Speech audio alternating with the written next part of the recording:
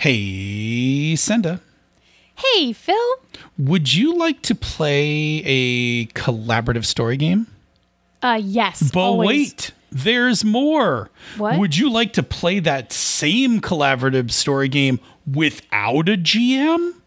Yes. Yes, I would. Then cue music.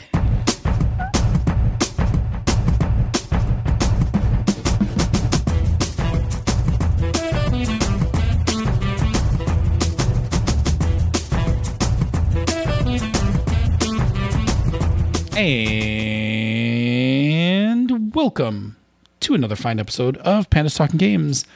I am one of your hosts, Phil. And I'm your other host, Senda. And today's episode comes to us from ShadowWhirl1 on Twitter.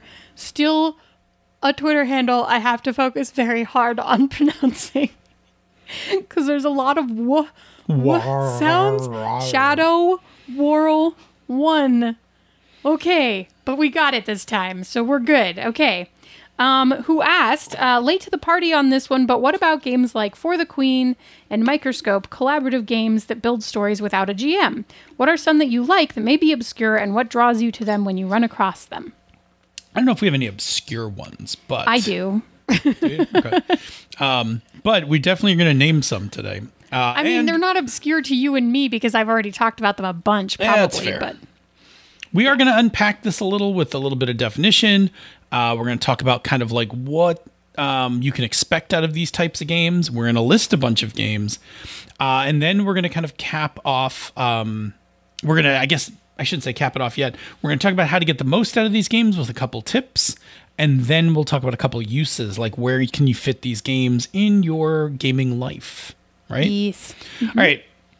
I'll just kick us off with a quick definition. GMless, right? GMless obviously means without GM, but what it really means is that the roles and activities of the GM, what would be the traditional GM of a game, are distributed among the players and through the procedures and mechanisms of the game. So that basically the way the game runs, the rules that are used to run the game, and what each player does actually, in total, encompasses what a GM would normally do for the game. Okay. So GMless can sometimes be distributed GM, right? There's not actually a GM, because GMless is actually a bit of a misnomer. While there isn't a game master, it doesn't mean that there's nothing to run the game, right? The game, everybody helps to run the game. The game also helps to run itself. Yes. All right. And the last part, obviously, collaborative, meaning working together to create something, right? So collaborative games that build stories are going to be ones where everybody at the table is working together to build the same story. Yes. Okay. I think those are pretty obvious. Pretty straightforward. But I did want to kind of just, I wanted to clear up that thing on the GM list because it really is more of a distributed GM role. Sure. Yeah. The things that a GM does in a game still have to happen. Yep. In most cases for the game to happen. Just means it's not centralized. Mm-hmm.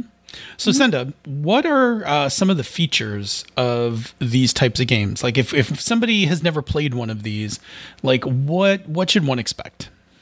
Well, the first one is what you were basically just defining as GMless, which is that those mechanics and actions and basically the parts of the role of GM are decentralized and distributed amongst both the players and potentially the actual game mechanics, itself, right? You can write a game to run more bits of itself. Yeah, absolutely. Yeah. These games are known for having lighter mechanics because one of the roles that a GM often plays is arbiter of the rules. Without that in play, most of these games tend to go with lighter mechanics, so there's less need of arbitration for rules. Yes. There's also a little bit more of a leaning towards building a story together than necessarily sinking into a specific character mindset. That's not always true, but it tends to be, something that we tend to see in these games a little bit more. They're a little bit more flexible about living at the character level and tend to push a little more to the story level, right? That's the thing you're describing together. Yeah, absolutely. these are most often, and I'm going to use this because we're going to talk about it in the next segment. I'm going to use this in air quotes. These are most often one-shots. End quote. Yeah. and I guess what I'll say is I call it a one-shot in that it is not a campaign. What I would say is they are most frequently a contained story, as in they have a set beginning point and they have a set end point. You are not going to play this game for 3 years, right? It has a set end point. You will reach it and the game will end. Whether that happens in 2 hours or 4 hours or 3 sessions is a little bit more up in the air. We'll talk. Yeah, we're definitely going to talk about that in a little bit. But you're right. Contained story, beginning, middle, end. Lastly, there is a mix. So there'll be a pretty big mix of how task resolution and how those kinds of things get done, right? So it may just be procedural. There may not be any mechanisms. Like you may just, tell this story until you reach this point and then move to the next scene, right? That's just procedural. Yep. There could be some diceless mechanics involved, cards, dice, tokens. Again, going back to the lighter mechanics, while these things may be there, they're probably not going to be very complicated, right? There's no flanking rules in a collaborative story game, right? Like, are you telling me that I'm not gonna have to figure out how to grapple something? Yeah. I'm fairly certain. I often don't make certainties in game, like when I talk about games, because there's always a outlier. But I'm gonna go out on a limb and say that there is no collaborative story game that has grappling rules. Now it's a challenge. Well, I mean, if somebody wants a GMless collaborative story game that has grappling rules. Yes, and that's fine. If somebody wants to go make that, I'm okay with that. But I'm just saying that I'm feeling very comfortable that it does not exist today. Yeah. Okay. Okay, so that's kind of what to expect out of these games. And so now we're just going to go list. We're going to take Shadowwall's list of those first 2 games and start building onto it with some of our other favorites. So let's first just go with the first one that Shadowwall mentioned, which was For the Queen from Evil Hat Games by Alex Roberts. Delightful. We all love this game. Absolutely. I will, and I think we can each just talk for a second about each one. What I love about this game, it is tiny, meaning that it is very small, right? It'll fit in a bag. It'll fit honestly, it'll fit in my cargo shorts pocket. Cargo pocket, right? Yeah. It is self-teaching. You do not actually have to know too much about the game in order to get started in playing. And actually, if you play with other people, the game literally teaches you as you begin the game. Yep. So it is excellent for people who are unfamiliar with it, and it is it actually absorbs a pretty good number of people as well. Yes, it does. I've played it with small tables, and I've played it with 6 or 7, right? And it totally works, and right? It's fine either way, right? Yep. Yeah, just how many turns you get, but it's still great. Yeah. Do you want to tell us about anything about Microscope? Are you familiar with I have only played Microscope once, and it was a weird hacked version, so you should talk about Microscope. Sure. So Microscope is a game where you build a history. So you can, and you define all of it in play, right? The game itself is a system of procedures by which you will tell the narrative of this history. What is cool about Microscope is you can play it completely self-contained, right? Like we're playing Microscope and we're going to make up a history. But a lot of people have used Microscope to build histories for campaign worlds that they're later going to then use a different system to actually play in.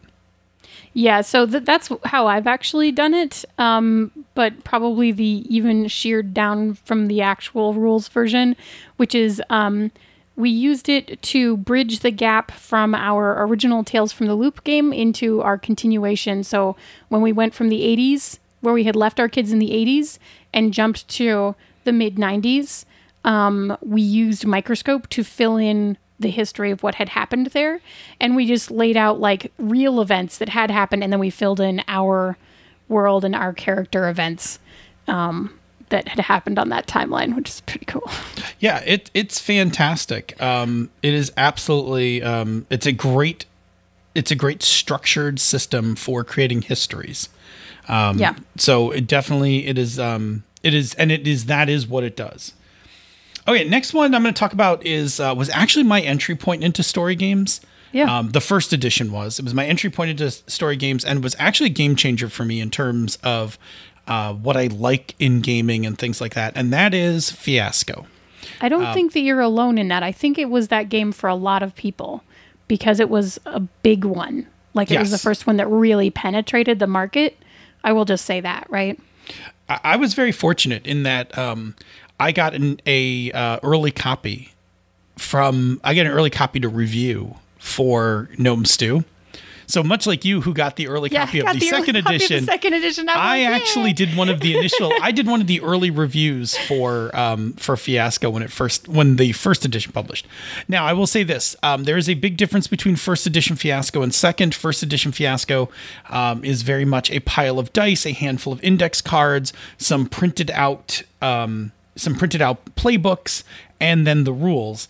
The second edition Fiasco actually builds on everything it learned from first edition Fiasco. It is actually sets of cards with everything that you need on it, with a little playing board and some rules that very quickly will get you up and playing this game. I've played second edition Fiasco recently, and it is no less enjoyable once you start playing, and it is far easier to set up. The setup time is significantly reduced by the way the cards work. Yeah. So it cleaned up the point of entry a lot. And if by chance people aren't familiar with Fiasco, Fiasco is a game that mimics Coen Brother movies, which is people with poor impulse control trying to do things that will ultimately turn out terrible. Terrible people doing terrible things. Yes. So it is very much a tone when you play that game. Yes. All right. Yeah. The next one, I'm going to pick up the next one because I haven't played it yet. I'm hoping to soon. Correct, because I have played this. The next one is Fall of Magic. This one, when it comes to collaborative story games, is a beast. And I don't mean a beast because it's complicated. I mean, one, it is a large game, right? It is like a small poster tube. It's actually a square box, but it is like a small poster tube in size. It is not inexpensive. I don't exactly remember what I paid for mine, but I think it was shy either just over or just under $100. Mm-hmm. And I have since upgraded it with some of the stuff from the Kickstarters. It is an absolutely gorgeous game. It is as much of a piece of artwork at times as it is a collaborative story game. And it is a story about the fall of magic. I don't want to give too much away about it, but you travel through this mystic land, telling stories as you guide the magus to his destination. It's a beautiful game, but it is if you're on a budget, I think you can get a PDF version of this.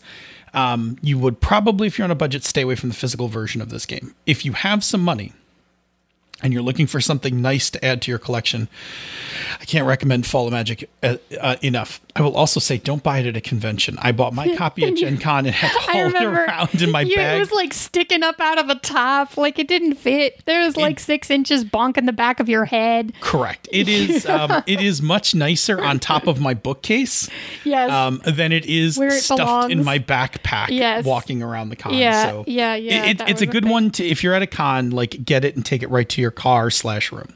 Yes. All right. Do another one because I've talked a bunch. You should take the next 2 games. That's because we also wrote them down in order of our favorites, and you wrote all your favorites first. I wrote the bulk of the show notes. You wrote the bulk of the show notes first before I sat down. So it's not. I'm not offended. It's okay. Go ahead and do the next 2. Yeah. So the first one I'm going to mention, partially because it is recently released, so you should go check it out, is Our Traveling Home by Ash Kreider. I was lucky enough to play this both on She's a Super Geek and then to be like, this game is awesome, and take it home to my home crew, where we played it for much, much, much longer than it was ever intended to be played, which is why I like to say a contained story, not necessarily a one-shot. We played this game for like 3 or 4 months, right? But this is a game that is about queer identity and found family. And it's beautiful. It has very much a Studio Ghibli Howl's Moving Castle influence feeling to it, which definitely is part of why I really, really like it, because it means that it has a very warm, I don't know. There's a certain atmosphere that comes with that, right? Which I really enjoy. It's a game created out of a series of mini games. So the game itself handles a lot of the GM role structure by structuring specific scenes, and then you play through them in whatever order you want, which is great. It has a little bit of mechanics that vary because they are mini games, so they vary a little bit from scene to scene, depending on what you're doing. But they're quick and easy, and, 2 lines of reading about like, okay, when this happens, roll this or whatever. So that is Our Traveling Home. It is a delight. And the print version is beautiful. Mine just came a couple of days ago. If you missed the Kickstarter, you should probably check it out. Cool. The other one I'm going to mention is Yes by Wen Rishel, because yes, which y'all have heard me talk about a lot, because when my group doesn't know what to play, we usually end up playing Yes. And that's because we've been playing it for a long time before you could ever get it in the published edition. It was released reasonably recently. I don't remember how long this has been out yet. In Love and Resistance, which we also have a one-shot in. Little one-shot story came in for 2 players. We do. Just throw that, you can also play Connections in there. But so Yes is basically a set of procedures that walk you through a probably queer, but whatever it is, like not heteronormative relationship that will have a happy ending. And it's a delight to play, and we've sort of warped it to a number of different things, so you can do it as a straightforward story, or you can like specifically flavor it in different ways, like Hallmark movies. Right, which is its own delightful thing. So I played like a Christmas one, and then we got to the end scene and there was snow, and it was great. And I think that was a threesome, and then like a triad, and then we played a Halloween Hallmark movie that was also great.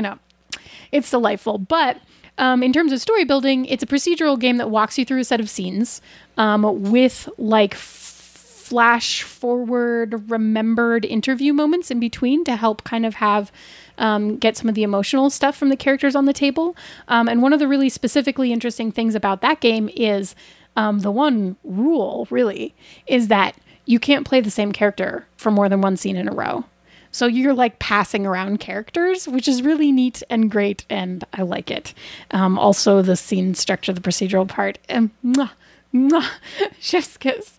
Anyway, it's a very wonderful just framework to just implement telling a one-shot story. I love it. You should talk about the next one, but I'm probably going to say some things about it too. I would think so, because you helped write it. The next one is Turning Point. Turning Point is our collaborative, dramatic decision-making engine. Okay, I haven't done this pitch in a while. I know. We haven't been to a convention in so long. It is a game where the group actually shares a character who is about to make a life-changing choice. Yep. And through a set of scenes about that person's life, you determine the scenes, and then through those scenes, it informs the outcome of the decision that the character will make. It has a lot of empathy. It can you can play it very light. We have some lighter dilemmas, and then we have theoretically, some pretty depending heavy on ones. who's at your table, because I've had some of those light ones go. Oh yeah, really intense. And it depends, right? We talk about that. But it will make it's great for making very memorable stories about a person. Like you basically create a person and kind of skip through their life through these major events leading up to the decision. Yeah. And then you have this deep dive on why they make the decision that they end up making at the end, which is sometimes like you're like yes, and sometimes kind of heartbreaking. And I love one of the things that I really love about that game is that I don't know going in if we are telling the story of someone who is going to like pull themselves out of or away from their past or tragedies that may have happened in their past and like move forward in a really positive way, or if we're going to see those moments and then end up with someone who is actually held back by their past. Yeah. And I think, and either of those things, both of them feel really real when they happen because you've told the story leading up to that. And so it feels, I don't know. I really I'm very proud of our game. I'm very proud of it. If you are looking for it and aren't familiar with it, it's because it was going to be kickstarted right during the pandemic. We did not do that. We didn't. There is a quick start of the game that is available on drive-thru. It's only a few bucks. It actually comes, I think, with one dilemma. Yes. And then really importantly, the rules of the game are written for you to, one, to learn it, but then two, to use it as a script to teach everybody else the game. Yes. So it's we designed it specifically to make it to get it to the table. So yes. you pay a few bucks for the PDF, read through it once yourself, and then sit down at the table with everybody. And just it'll tell you what to read. It tells you when to go, like what to fill out, when to go to the next session or section. It procedurally guides you into getting the game going. Yeah. And that's a game where essentially if people haven't played it before, then you kind of have to have a facilitator just to get things off the ground. But it's really just a rules, like let's move, like here are the setup parts, and not and then once you're playing, nobody's in charge. Correct. Take us through the last one. Yeah, so this was a game that I discovered during the pandemic, and I played a lot for a while there because it was one of the only games that was giving me like the levels of the good brain chemicals that I usually get from at the table games, and it is this Discord has ghosts in it, which is just a great game. No GM does no require GM. Discord. Does require Discord. Is a game that must be played online, right? You actually could not play this game in person, which I think is one of the reasons that I really liked playing it online, because it never felt like I was like having to shift something that I wanted to be doing in person to being online.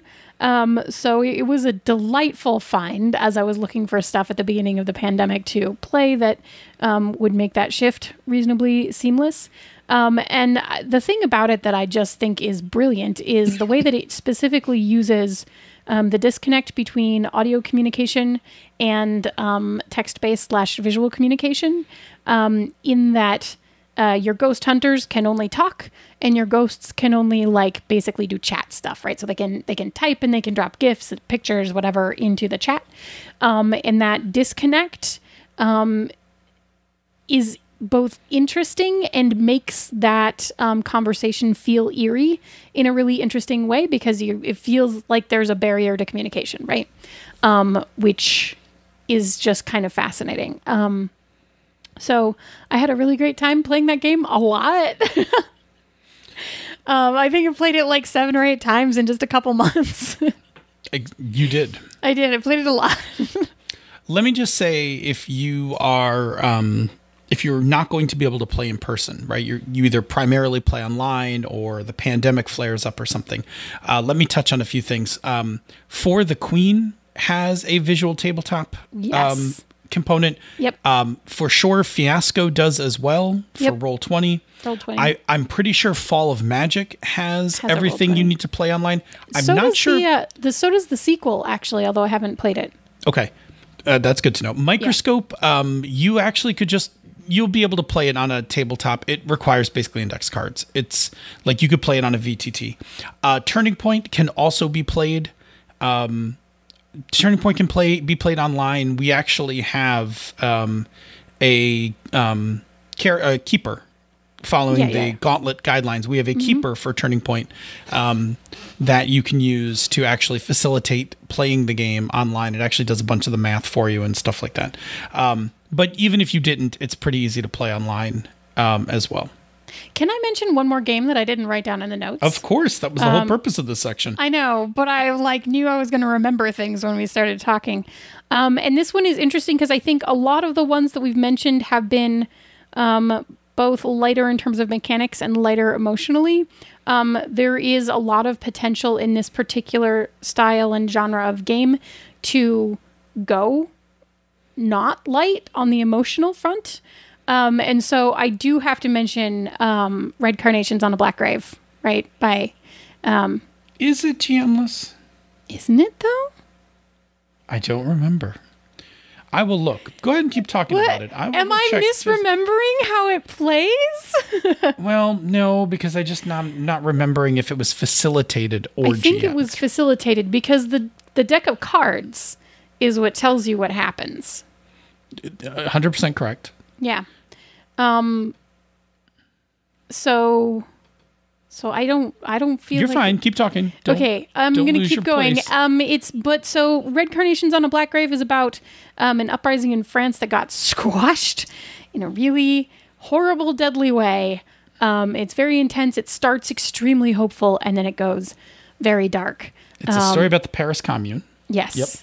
And yeah, in which at a certain point in the game, and I will spoil a thing, in which you start out with two characters. One of them is definitely going to die, and the other one will probably die.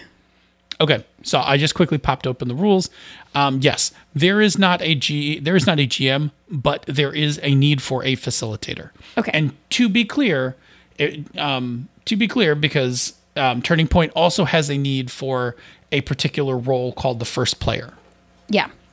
Which is basically like somebody who keeps track of some stuff during the game. Yeah, like writes notes. Yeah, but then yes, this game does, Red Carnations on a Black Grave does fall into this because it does not have a GM. Yeah. Oh, silly us. What else? Can I sidebar? Can I take us back a section? Yeah.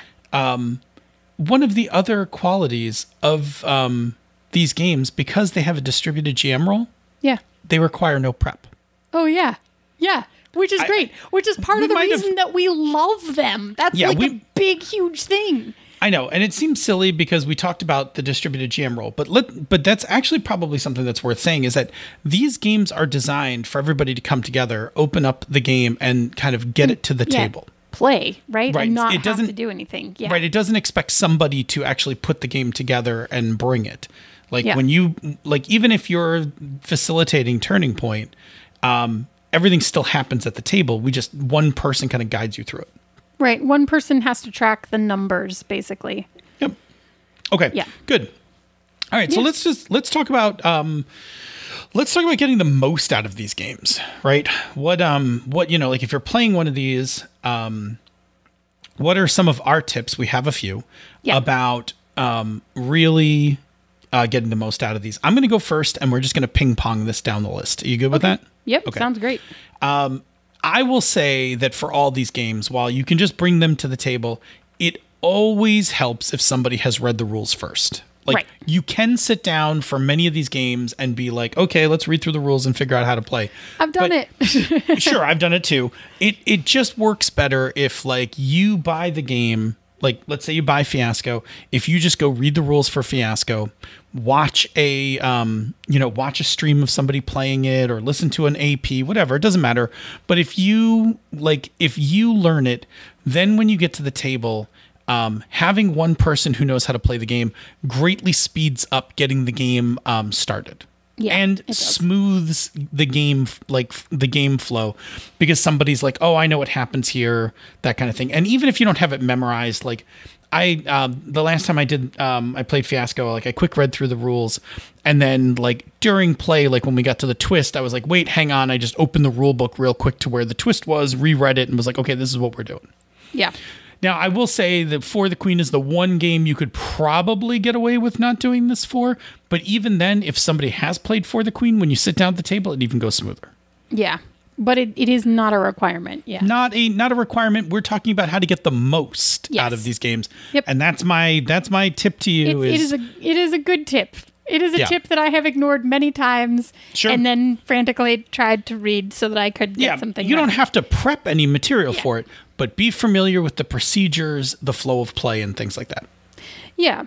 The next one is when it's not your turn, help facilitate, right?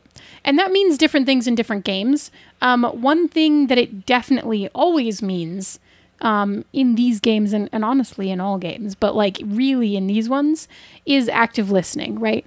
If you are not paying attention to the other people at your table in a collaborative game that does not have a centralized power structure, you will miss things.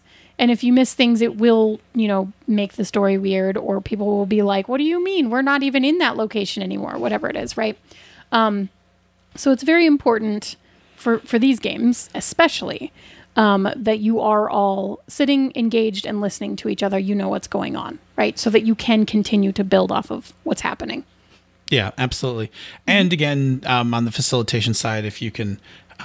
if you can help the mechanics or procedures of the game move along while other people are scening, like that also helps. Yes, it does.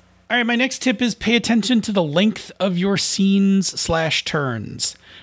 One of the things that a GM does is to keep a game moving, in progressing towards, its ending. When you don't have a GM, now there is not somebody who is clock watching. Again, refer to the tip above about helping to facilitate. Clock watching is one of the things you can help to facilitate. So just pay attention to the length of your turns, because you can just kind of get lost in these things. And sometimes that's going to be okay. And sometimes you're going to want to have somebody, poke you to be like, hey, I think we've reached the end of the scene. Go ahead and wrap it up, kind of thing. I totally just remembered another one of my absolute favorites. All right, well, let's get through these tips and then you can we'll come back to it. Don't let me forget. I'm going to jot it down. Yes. For some reason, the scene moving reminded me. But the other part of that one is that you also don't want to be a spotlight hog, right? And there isn't really someone who's going to stop you from doing that. So that self-awareness of making sure that you are sharing and giving back to the other people at your table is really important. And then the idea is you give to them, they give to you. That's how it works. That's why it's collaborative. It's great. The next one is your time to play the game may differ greatly from the printed time. Oh my. One thing that I know, for example, about my particular group is that if we sit down, even if the game tells us this should be a really short scene, 3 sentences or something, it's not going to be that's just, we try and we fail because it is too interesting for us to dive in on some of these things. And one of the things I know about the group that I play with consistently is and I don't have a problem with this, right? Because I am just as guilty of it and I love doing it and I love watching everybody else do it. When we find something interesting, we're not going to yank ourselves away from it. We're going to go do the interesting thing and play it out. And it's delightful. And it is also why a 2 to 3 session game, aka our traveling home, we played in probably 6 to 7 sessions, because we were really playing 2-ish mini games per night, instead of 4, right, or 6. We really played that out, but I enjoyed every minute of it, right? So depending on your group and how you like to jump in on these things and how into them you get and how descriptive you get, and how emotional you get, know that is going to adjust the time stamp that someone who has played it before or even the person who wrote it, the timestamp that they put on it is based on sort of an average or generalized idea of the way that they have experienced it, and what they probably intended when they wrote it. But knowing who you're going to play it with, know that those things can morph. Let me ask you a question. What's the time slot for a game of Turning Point? We got to get a 4-hour one because we said it was a 3-hour game, but it never quite. It's never a 2-hour game. It's not a 2-hour game. Yes, we've learned many. It's not a 4-hour game. No, you take a 4-hour slot and you'll all leave early. Yeah, it's like a 3 to 3.5 hour game. Yeah, but we tried billing it as a 2-hour slot and failed terribly. Did not work at all. Yeah, and I'm with you. My group never goes through these things quickly, and I might be the reason for it, but I don't think I'm the only reason for it. So yeah, I actually never pay attention unless like I'm trying to go for a one shot. Like we're only playing this week because we're not playing this next week. Then I will be a little more chop on it. Yeah. So I can get Fiasco in a single night done. I cannot get Fall of Magic done. Fall of Magic is a multi-session adventure for me. Like that, it takes many times. Turning Point I can get done in 1 4-hour evening. Yeah. Okay. Yeah, and it really depends on what you end up jumping in hard on and spending your time on, and it's not a bad thing to go longer, but it's something to be aware of. All right. So last tip, and then Senda will tell you the other GMless game that she was thinking of. If you have a lot of experience with the game, take up the unofficial role of facilitator. And that's not, you are not the GM, but you are the person who kind of helps run the game for everybody else. Right. You know the rules so that you don't have to look them up. So you can just be the person who says, good, and now we pull this card. Right. I'm going to set the game up. Mm-hmm. Let me explain to new players how the game is going to be played. If everybody's ready, let's get started. And like you can take that facilitator role without being a GM. And it helps. It'll help move a game along if you have somebody actively facilitating or acting as the facilitator. And if you are trying to play this game in a limited time slot, to go back to the previous one, then having someone who is officially facilitating who can say, hey, just based on time, can we bring this scene to a close? Or we have an hour left to wrap this up. Like, let's make sure that we kind of keep this moving along, or like those kinds of things is also really helpful. So that's, for con versions of these games, super important. So I will also say this. So for instance, Turning Point really tops out at 5 players. Yes, it Shouldn't does. actually play Turning Point with more than 5 players. We do in the full rules have tips for what to do if that happens. The hacky bit, yeah. Right. But one of the things that we suggest above 5 players is that if somebody doesn't want to, if somebody doesn't mind not actively being the character, is to take the role of the facilitator, which means they take on the first player role, which is the person who kind of keeps track of some numbers, and helps guide the game through. And then they play any NPCs along the way. Play in scenes and stuff, but is a person who has agreed they're not going to actually play the main character. Right. Yeah. And you and I, when we go to cons, and we are and we've been playtesting at Turning Point, one of the things we do is if we get less than 5 players in the group, we are an active player. Yep. If we get 5 players in that slot, then we kick out to facilitator. Yep. And let the rest of the players actually experience the game. Yep. All right, Senda, tell me the game. What is it? Oh, it's Protocol. Oh my gosh, I love Protocol so much. It has so many different scenarios. And it is a card-based game that procedurally leads you through a story based on what cards you draw, by giving you prompts based on the suit and the number.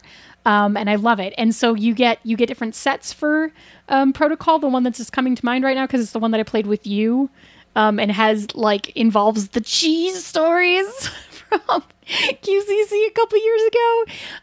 Was one that was set in a superhero city, but we weren't playing superheroes. We were playing the normal people who had to live with the superheroes. But there are so many. There are murder mystery ones. There's an orc hospital, which is like orcs except scrubs.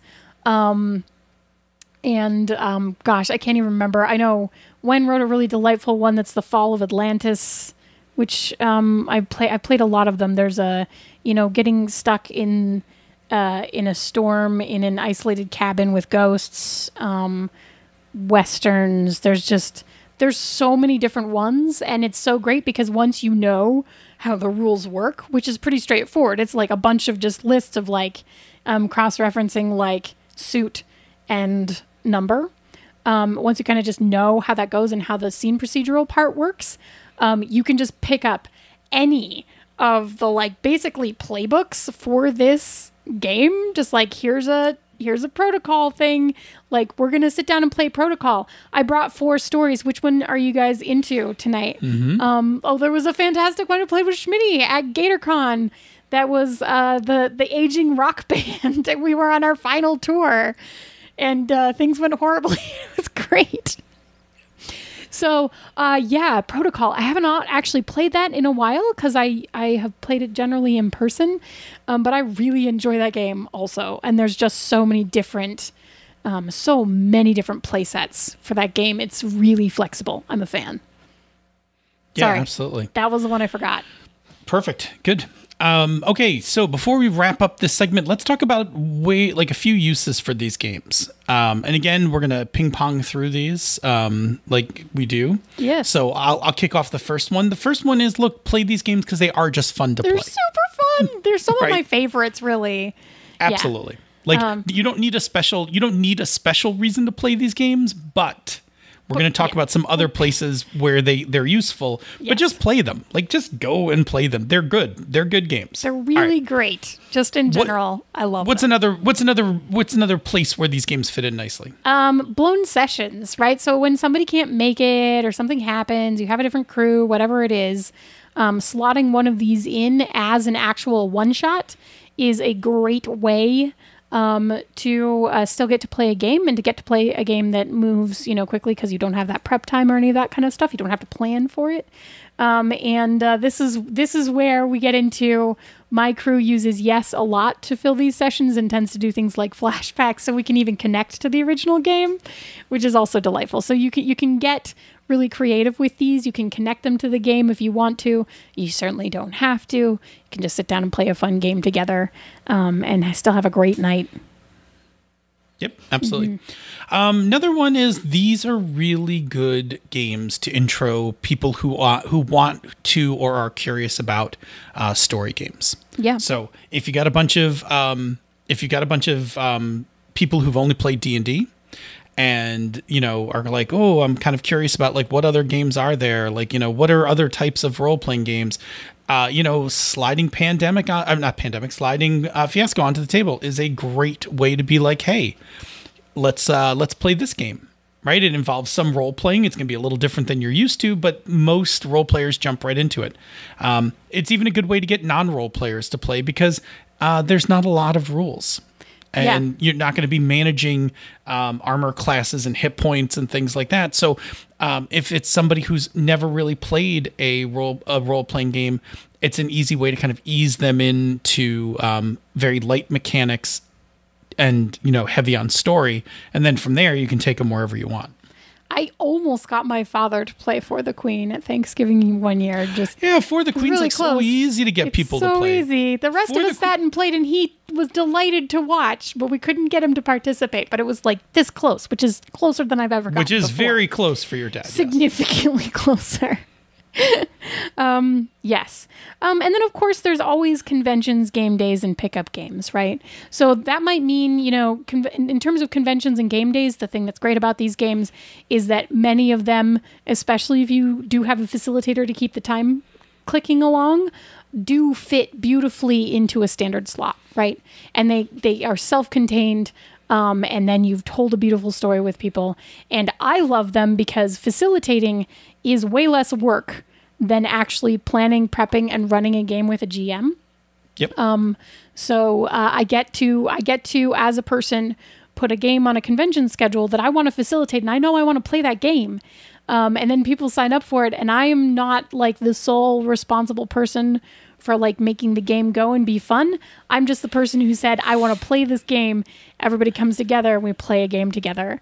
So they're great for that. So I will say my con bag has almost always had Turning Point in it. My Yes. Turning Point kit is actually really small, and then I just need a folder with some papers in it. For the Queen is great. As I will always say, I love the packaging for the Queen, but if it's going in your con bag, Put an elastic around it. put a rubber band around the box or put it in a pouch, because the top comes right off the bottom, and you do not want it bouncing around in your backpack where the top comes off, and those beautiful cards might fall into the rest of your pack and get crushed by other things. So very simply, just really quick, take a rubber band and wrap it around it. Or what I do is I have numerous zipper pouches, my favorites being from Topo Designs, and we'll just put the deck in that, zip it shut, and throw the pouch in the bag. And then this way, I am sure that the box, not only is the box safe, but actually by putting it in the pouch, nothing's going to scrape the packaging as well, because I have an Alex Roberts signed box, so I don't even want to put a rubber band around it because I don't want to mar such pretty packaging. The beauty, yes. Yeah. Mine is also signed. It's pretty great. Last one on that list, between campaigns. So if you have just wrapped one campaign and maybe, as this is going to be the case for me, I'm about to wrap up a campaign and will be needing to learn a whole new game. If you need time to learn a game, run one of these story game one-shots during your normal session. Everybody gets to play a game, and you have extra time to finish reading your rule books. Yep. Yeah. And they're great for that. And they're great for the night that everybody gets together and we kind of go, well, what do we want to do as our next campaign? And then we can have that conversation, sort of sort things out for half an hour and maybe okay, and now let's play yes for tonight. Yeah, in fact, I think I'm going to go throw For the Queen in my bag for tomorrow. Yeah. Let me just say the following is that while we listed all those things, you can, a number of times, there will be multiple reasons. For instance, blown session and convention pickup game and intro to story game can all happen at the same time. Oh, yeah. You show up to an event, the GM or somebody doesn't show up to the event. Yeah. And you're like, hey, before everybody goes, you want to play this game? Yeah. Do you want to just stay and we can just play this instead? Yeah. Yeah. For sure. For sure. So while we listed them singly, they all could be combined. Yes. And so the fun to play applies at all times. At all times. Okay. In order for us to get to the closing of the show, we need to now traverse the show blurb about another show on the Misdirected Mark Network. Do you have that? And why are things not moving? Oh, they're moving. It's fine. Don't scare me. Okay. I was like, oh no, we're pretty much at the end of the show. You can't say that you weren't recording. We're good. Okay, y'all. We're okay. Cool. Well, today I'm going to tell you about They're a Super Geek, which is an actual play one-shot live stream, and we have the podcast feed now up and running as well, which is part of the reason that I wanted to make sure that I mentioned them. It is created by 3 BIMPOC players to highlight the voices of marginalized folks in the tabletop RPG scene.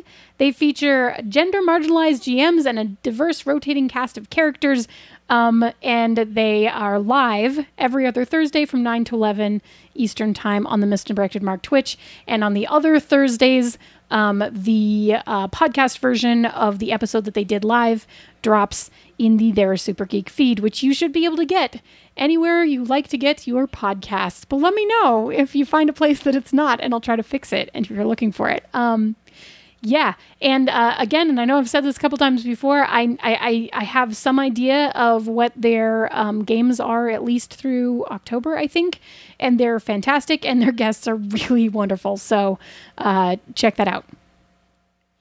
Alrighty, say Senda, where can people find us on the internet? Well, you can find us on Twitter at Pandas Talk Games. You can find us in the Misdirected Mark forums, which is forums.misdirectedmark.com, or you can drop us an email, panda@misdirectedmark.com, or you can find us on the Tiki Talkies if you're special and you want to. You could. We're there. We are indeed. Okay, so if you find us on the internet, what should you do? Are you asking me? I was asking you. I feel like you just pulled a fast one. Can I do it? I'll do it. I can tell you. You should send us a topic. Yes, you could send us a topic. We like that. And we're really good at making them into shows. Don't worry about the format or anything, right? Like it could be one shots and campaigns like it used to be, but it could just be two random points of view. Or just like today, like Shadow Wall's question about GMless collaborative story games. You know, you can just give us a topic to just wax eloquently upon, and we will.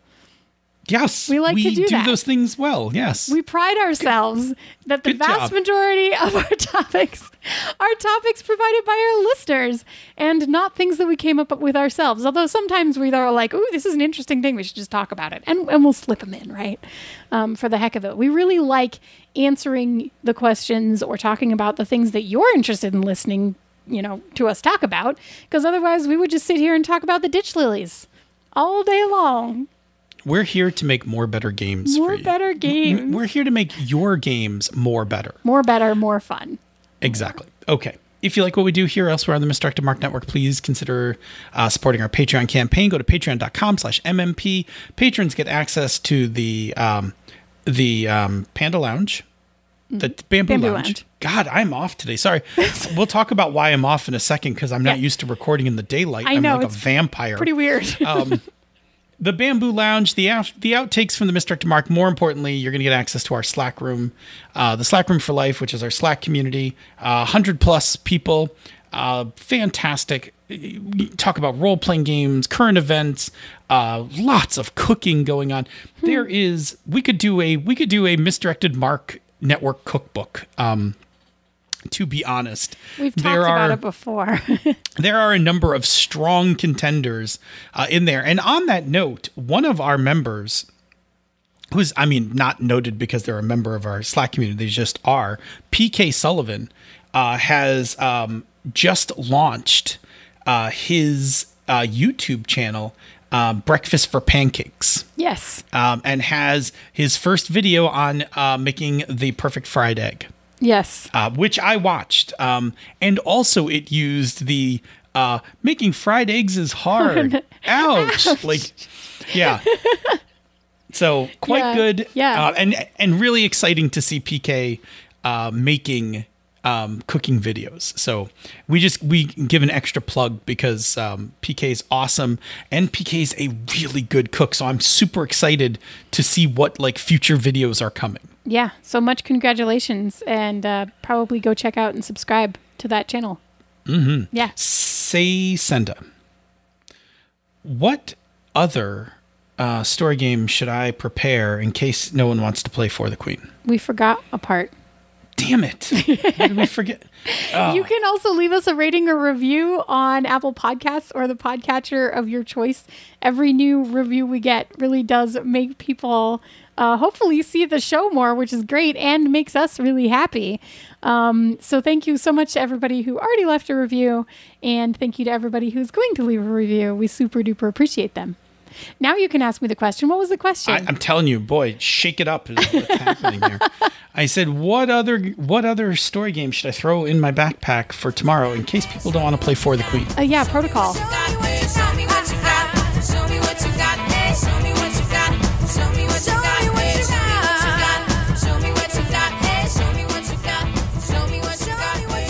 This show is a joint production of She's a Super Geek and Misdirected Mark Productions, the media arm of Encoded Designs.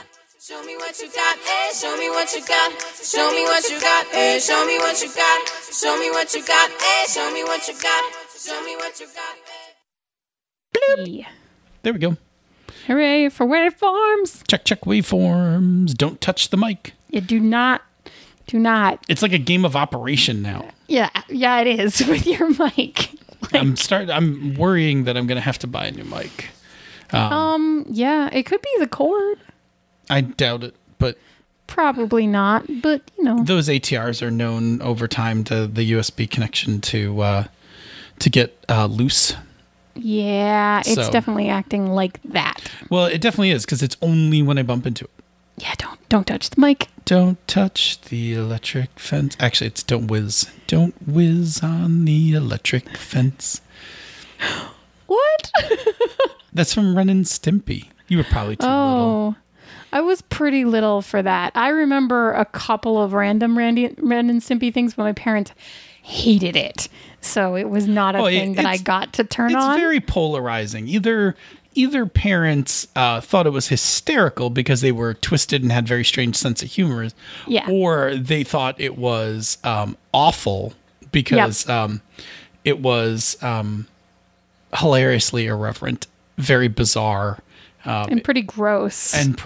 Yes. Yeah. Stimpy's favorite game is Don't Whiz on the Electric Fence. Okay. Yeah. The only Ren and Stimpy thing that I remember, and I remember it really clearly, and then we should start recording. Yes. My goodness. Is log. I just like that. Oh, it's log. With me. It's log. Forever. It's big. It's heavy. It's wood. I think that was probably the only episode I ever saw. It's better than bad. It's good. And it just entered my child's psyche and never left. Yes. But that's all I know. Rolls downstairs. A loner in pairs. Yeah. Oh, I used to know the whole log song. It's great. If you really want to see something irreverent, we could find the Powder Toast Man episode because it was one that did not air very many times. But I will say this, the spiritual successor to Ren and Stimpy in terms of irreverent and strange is Rick and Morty. Yep, it is. Yep. And I love Rick and Morty. Because it's also awful. Yeah, it feels very much in the same vein to me, for sure.